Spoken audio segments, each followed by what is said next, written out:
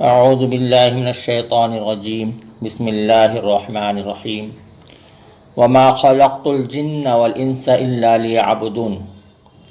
اللہ تبارک و تعالیٰ نے اس آیت کریمہ میں جنات کو بنانے کا، جنات کو پیدا کرنے کا مقصد بیان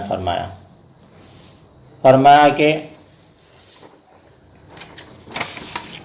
اور میں نے جنوں اور انسانوں کو پیدا نہیں کیا مگر اس لیے کہ وہ میری عبادت کریں، یعنی میں نے انہیں اپنی عبادت و پرستش کرنے کے لیے پیدا کیا ہے، نہ کہ اس لیے کہ مجھے اس کی احتیاج و ضرورت تھی۔ اللہ تعالیٰ نے فرمایا الا لیعبدون، یعنی وہ عبادت سر انجام دیں۔ اللہ تعالیٰ نے جنات کو انسانوں سے پہلے پیدا کیا، وہ زمین میں رہتے تھے، پھر جنات کے آپس میں ناروا اور ظالمانہ سلوک کی بنا پر زمین میں فساد پھیل گیا، تو اللہ تعالیٰ نے انسانوں کو پیدا کیا اور انہیں عزت و شرف بخشا، اور ان کی تکریم و عزت کے لیے ان کے باپ آدم علیہ السلام کو فرشتوں سے سجدہ کروایا۔